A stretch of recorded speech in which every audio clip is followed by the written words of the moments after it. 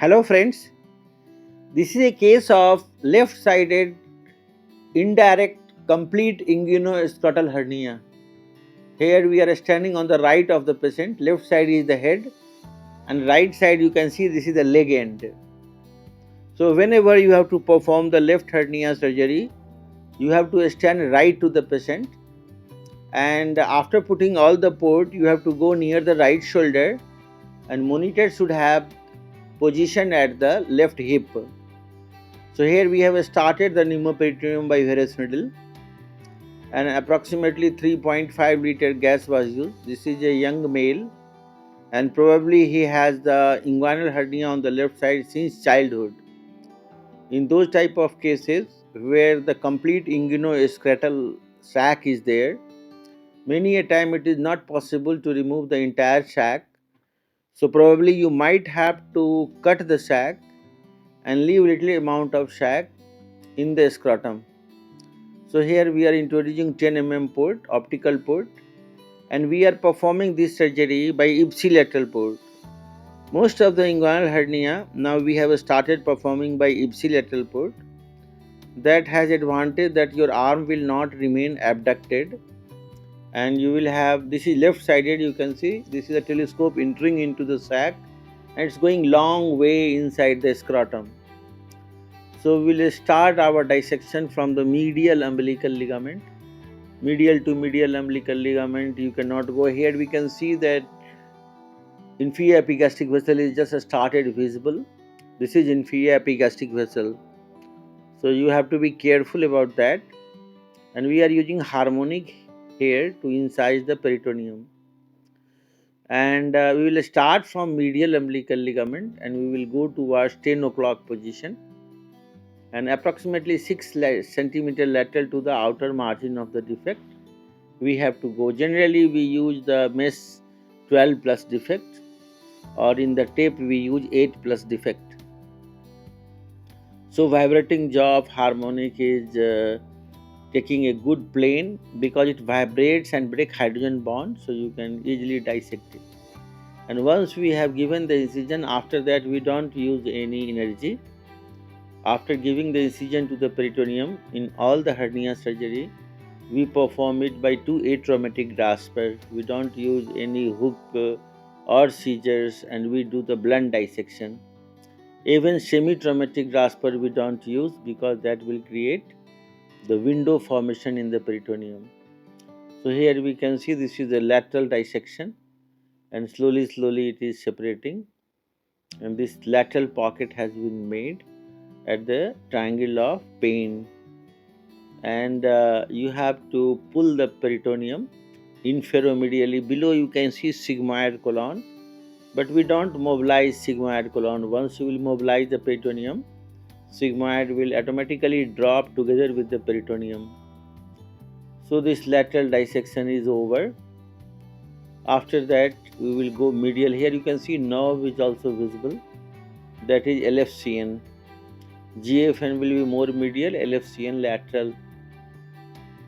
Now this is medial dissection, and we will medialize the medial umbilical ligament inferomedially to find out Cooper ligament. So that is just two stick technique. We use the shaft of the grasper to bluntly push inferomedially, and we will enter little bit in the space of radius from the left side. And here we can see lighthouse, that is called Cooper ligament, started visible. So this is Cooper, and medial dissection is over. After that you should go for the sac dissection, and this is the sac which you will pull it, and you have to pull inferomedially, and you should must separate it from vas and spermatic. We can see that when you will pull the sac, you have to separate it from pseudo sac, and here below is the spermatic vessel and vas difference that has to be separated, and you have to make a window posterior to the sac so that vas and spermatic exit. This is the vas and spermatic, and a window is created in between the sac and vas and spermatic so that you will not accidentally injure it. This type of hernia, we can see there is a very large sac and it is reaching up to the scrotum. So you will ask your assistant to hold the testis, because sometimes the testis can come into the ring and you may pull it. Here this is pseudo sac, but it is very difficult to separate in this situation.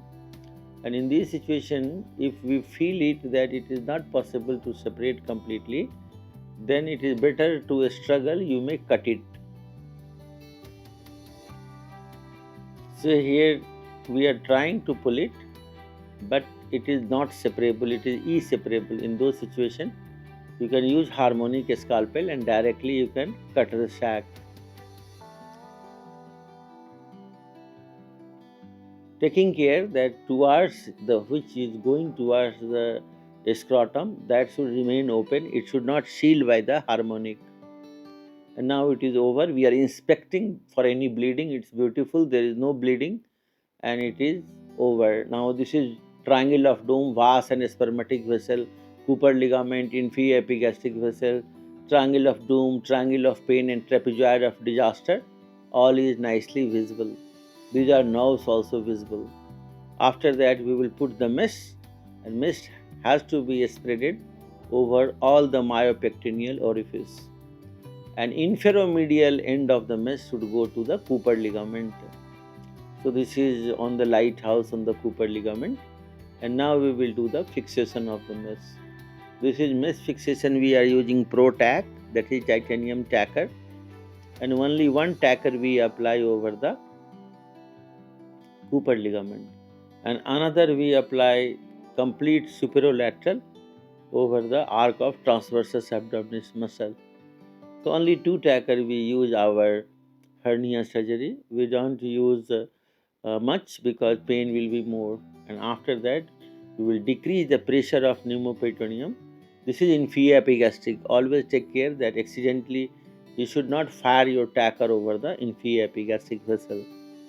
So after that, we will decrease the pressure of the pneumoperitoneum to 8 millimeter of mercury, and then you will do double brass technique. You can lift the lower edge of the peritoneum and you can fix it with above the inguinal ligament.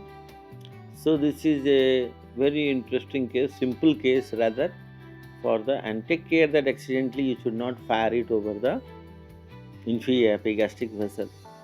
Now extreme laterally we can see sigmoid, and sigmoid also help once you remove the pneumoperitoneum, then sigmoid also help to support the peritoneum.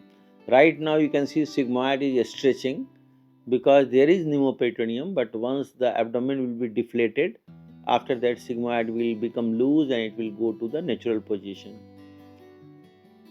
So it's over. Now we will remove the carbon dioxide and slowly telescope will be withdrawn into the cannula.